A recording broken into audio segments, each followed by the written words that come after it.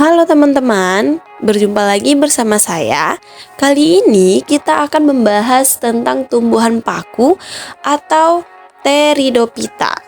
Nah, tumbuhan paku ini sering disebut dengan Cormophyta berspora karena berkaitan dengan adanya akar, batang, daun sejati, serta dia bereproduksi aseksual dengan spora.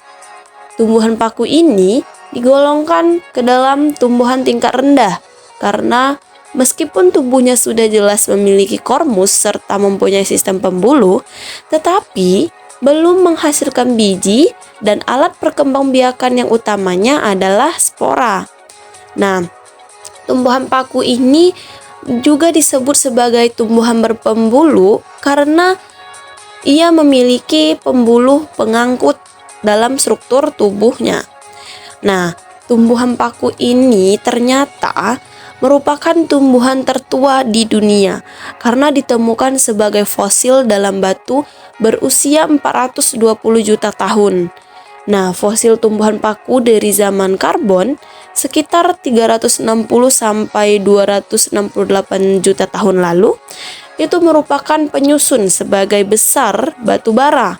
Nah, tumbuhan paku ini merupakan tumbuhan darat yang sudah sempurna. Jadi, ternyata tumbuhan paku ini termasuk ke dalam tumbuhan tertua di dunia. Nah, selanjutnya kita akan melihat bagaimana sih ciri-ciri dari tumbuhan paku itu sendiri. Nah, ciri-ciri dari tumbuhan paku itu yang pertama, akar, batang, dan daun memiliki berkas pembuluh angkut berupa xilem dan floem. Dan yang kedua, dapat ditemukan di air, di tempat lembab, menempel pada tumbuhan lain sebagai epifit atau di sisa-sisa tumbuhan lain, dan juga sampah-sampah sebagai saprofit. Dan ciri yang ketiga, tidak menghasilkan biji, tetapi menghasilkan spora. Nah, spora terdapat di dalam kotak spora atau sporangium. Kotak-kotak spora tersebut terkumpul dalam sorus. Sorus-sorus ini kemudian berkumpul di permukaan bawah dari helaian daun. Nah, dan yang keempat, mengalami pergiliran keturunan atau metagenesis. Tumbuhan paku yang kita lihat sehari-hari itu disebut generasi sporofitnya. Nah, dia memiliki atau mengalami yang namanya pergiliran keturunan metagenesis. Dan ciri yang kelima, daun yang masih muda menggulung. Daun tumbuhan paku ada yang khusus menghasilkan spora, itu disebut dengan sporofil. Daun yang tidak menghasilkan spora disebut dengan tropofil, yang mana berfungsi untuk fotosintesis.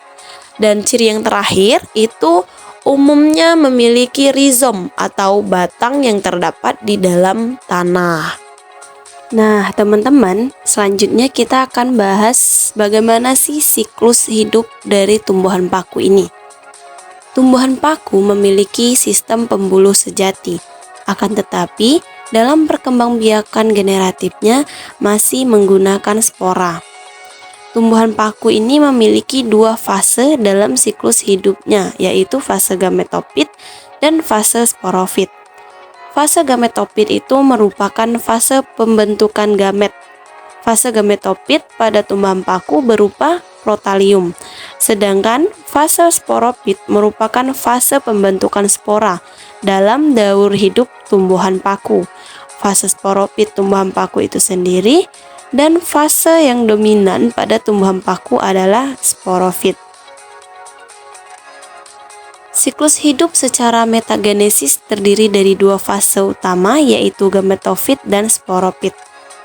Bentuk generasi fase gametofit dinamakan protalus atau protalium. Nah, seperti pada gambar, metagenesisnya dimulai dari sporangium yang terdapat di bawah daun yang mengalami pembelahan meiosis. Setelah itu, di dalam sporangium itu terdapat spora. Nah, sporanya tadi keluar dari kotak spora akan jatuh di tempat yang cocok atau tempat yang lembab yang sesuai dengan tempat mereka hidup. Nah, setelah itu dia akan membentuk yang namanya tadi protalium. Nah, protalium itu akan berkembang memiliki rizoid, kemudian dia juga mempunyai archegonium alat kelamin betina dan mempunyai antheridium alat kelamin jantan. Nanti si antheridium ini akan menghasilkan sel kelamin betina yang namanya sel telur atau ovum. Dan antheridium itu akan menghasilkan sel kelamin jantan yaitu spermatozoid. Nah, kedua sel kelamin ini, spermatozoid dan sel telur ini akan melebur atau menyatu yang namanya fertilisasi. Dengan bantuan air sebagai media, spermatozoid itu berpindah menuju ke archegonium sehingga akan menghasilkan atau membentuk zigot. Nah, zigot ini tadi terbentuk, setelah itu dia membelah diri menjadi 4 kuadran yang kemudian berkembang menjadi daun, batang, akar, dan saprofit muda. Nah, organ ini menembus jaringan protalium dan menyerap air dan juga makanan untuk keperluan akar, rimpang, dan daun. Selama organ-organ ini belum mandiri, nah, protalium ini merupakan tumbuhan autotrof yang mandiri, bahkan dapat menunjang tahap awal dari kehidupan sporofit embrionya. Nah, protalium kemudian mati dia akan mati setelah sporofit mampu hidup sendiri. Nah, sporofit yang sudah dewasa itu dicirikan oleh munculnya sporangium pada permukaan bawah daunnya. Jadi, protalium itu tadi akan mati setelah sporofit ini dia mampu bertahan hidup sendiri atau sudah dewasa. Nah, dia dewasa ditandai dengan adanya sporangium yang terdapat di bawah permukaan daunnya. Setelah tumbuhan paku ataupun sporofit itu dewasa, yang mana memiliki sporangium pada bagian bawah permukaan daunnya, maka siklus hidupnya juga akan kembali lagi. Sporangium akan menjadi spora, spora tadi akan membelah, dan seterusnya hingga membentuk sporofit baru atau sporofit dewasa. Hal itu akan terus terjadi berulang-ulang kali. Nah, selanjutnya kita akan membahas tentang ontogeni antheridium dan archegonium tumbuhan paku. Nah, ontogeni antheridium itu merupakan organ reproduksi jantan tumbuhan paku yang bersifat haploid. Struktur tersebut di dalamnya memproduksi gamet yang disebut antherozoid atau sperma. Antheridium terdiri dari fase gametofit dalam sebuah siklus hidup pada tumbuhan paku. Gametofit itu merupakan fase seksual dalam yang akan dilewati tumbuhan paku. Tahapan generasi gametofit itu dimulai dari protalium, di mana spora yang jatuh di tempat lembab akan berkembang menjadi protalium yang berbentuk seperti talus. Nah, protalium kemudian akan menghasilkan sel gamet jantan, spermatozoid, dan juga sel gamet betina yaitu ovum. Pembuahan akan berlangsung melibatkan 2 jenis sel gamet ini. Hasilnya yaitu zigot diploid yang akan berkembang menjadi tumbuhan paku. Fase ini berlangsung dengan singkat. Nah, adapun tahapan ontogeni antheridiumnya yaitu terlihat pada gambar diagram perkembangan archegonium dan antheridium tumbuhan paku, yang mana pada gambar tahapan ontogeni antheridiumnya yaitu dimulai dari antheridium itu berasal dari sel inisial superfisial tunggal. Nah, sel inisial superfisial ini akan membelah periklinal menghasilkan inisial jaket dan sel spermatogen primer. Nah, inisial jaket ini akhirnya membentuk lapisan operculum dan lapis sel spermatogen primer akhirnya menjadi sel induk sperma yang akan menghasilkan sperma. Nah, pada leptosporangiae, perkembangan gametongium khususnya antheridium itu menunjukkan perbedaan dan sangat khas. Nah, sel inisial antheridial itu akan membelah dengan dinding melengkung menghasilkan sel cincin 1 dan sel sentral. Nah, sel cincin 1 ini akan membelah dan menghasilkan cincin 2 dan operkulum. Nah, sel sentral membelah menghasilkan jaket dan sel spermatogen primer. Dan juga sel spermatogen primer ini akhirnya dia akan menghasilkan sperma. Nah, selanjutnya tahapan ontogeni dari archegonium tumbuhan paku. Nah, antheridium dan archegonium pada paku itu ditemukan pada struktur yang disebut dengan protalium tadi kan. Nah, protalium itu adalah struktur paku pada fase gametofit. Nah, pada fase ini dihasilkan gamet, yaitu gamet jantan oleh antheridium dan gamet betina oleh archegonium.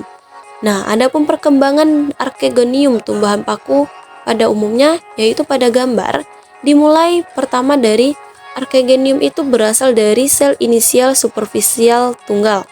Nah, sel inisial superficial ini membelah periklinal menghasilkan sel penutup primer dan sel sentral. Nah, sel sentral ini akan membelah periklinal menghasilkan sel saluran primer dan sel perut primer. Sel saluran primer itu membelah periklinal dan menghasilkan sel saluran leher. Nah, sel perut primer ini juga akan membelah menghasilkan sel telur dan juga sel saluran perut tadi. Nah, sel penutup primer itu akan membentuk sel inisial leher yang akhirnya dia menghasilkan sel leher. Pada akhir perkembangan suatu archegonium terdiri atas 1 sel telur, 1 sel saluran perut, dan 4 sel saluran leher. Keenam sel ini disebut dengan deret aksial. Nah, selanjutnya kita akan membahas bagaimana sih tipe-tipe spora pada tumbuhan paku.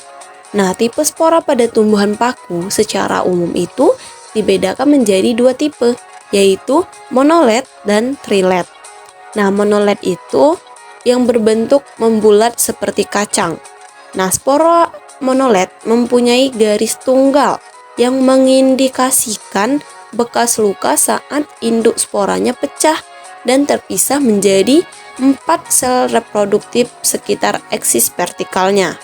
Nah, dan trilet, pada spora trilet ini induk sporanya memecah menjadi 4 sel reproduktif yang saling berhubungan pada satu titik. Saat spora trilet terpisah, masing-masing spora itu akan meninggalkan 3 garis yang menyebar di bagian kutub tengahnya. Nah, terlihat pada gambar pada kanan itu adalah contoh spora monolet, yang mana dia mempunyai garis tunggal yang mengindikasikan bekas luka saat induk sporanya pecah tadi.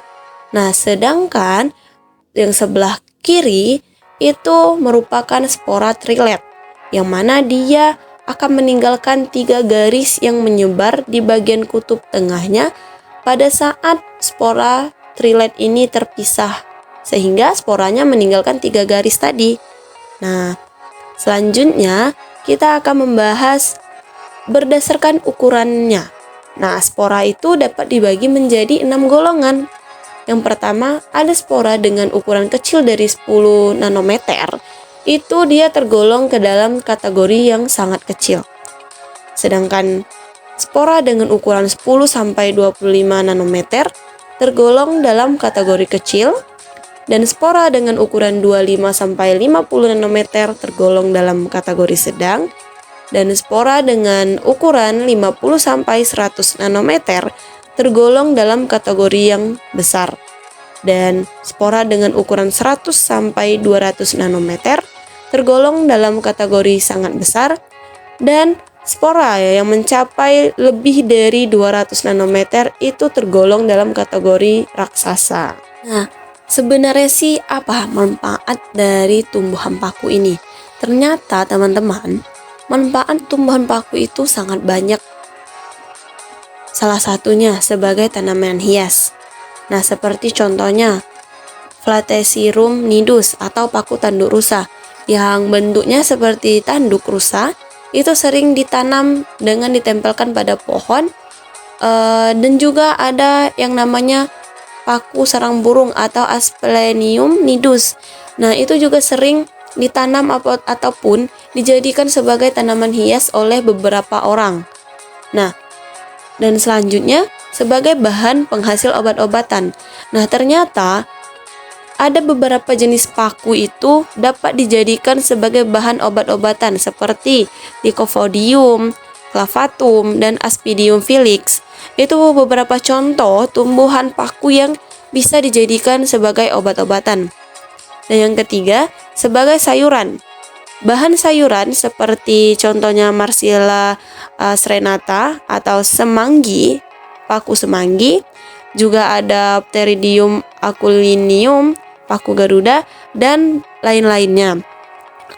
Nah, beberapa tumbuhan paku itu ada yang diambil daunnya saja yang masih mudah untuk disayur, di mana dia memiliki kandungan yang bermanfaat bagi tubuh kita atau memiliki beberapa vitamin yang kita butuhkan, sehingga tumbuhan paku ini bisa dijadikan sebagai sayuran. Dan yang keempat sebagai pupuk hijau. Seperti contohnya itu ada namanya paku Azolla pinnata. Nah, dapat dijadikan pupuk hijau yang kaya nitrogen. Dan yang kelima sebagai pelindungan tanaman di persemaian. Seperti contohnya itu ada Glycenia linearis atau paku resam. Nah, paku resam itu merupakan jenis tumbuhan paku yang bisa difungsikan sebagai pelindung tanaman lainnya.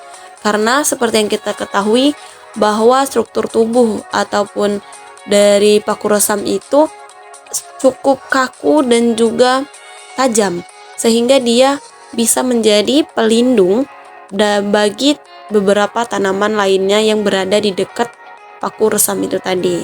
Nah, selanjutnya kita akan membahas tentang ekologi tumbuhan paku. Nah, ekologi tumbuhan paku itu sangat luas. Tumbuhan paku mempunyai daya adaptasi yang tinggi, sehingga tidak jarang dijumpai paku dapat hidup di mana-mana. Di antaranya di daerah yang lembab, di bawah pohon, di pinggir sungai, di lereng-lereng terjal, di pegunungan, bahkan ada yang menempel di batang pohon. Nah, jenis-jenis paku epifit yang berbeda kebutuhannya juga akan berbeda terhadap cahaya. Ada yang menyukai tempat terlindung dan ada sebagian pada tempat yang tertutup. Nah, kondisi lingkungan di hutan tertutup itu ditandai dengan sedikitnya jumlah sinar yang menembus kanopi, sehingga mencapai permukaan tanah dan kelembapan udaranya sangat tinggi. Dengan demikian, paku hutan itu dia memiliki kondisi hidup yang seragam dan lebih terlindung dari panas. Nah, kondisi ini dapat terlihat dari jumlah paku yang dapat beradaptasi dengan cahaya matahari penuh, tidak pernah dijumpai di hutan yang benar-benar tertutup.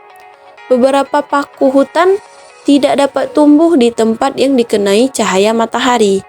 Nah, sementara paku yang menyenangi sinar matahari atau sunfern, selain ada yang membentuk belukar dan ada juga yang memanjat, sebagian kecil sunfern tumbuh di tempat yang benar-benar terbuka.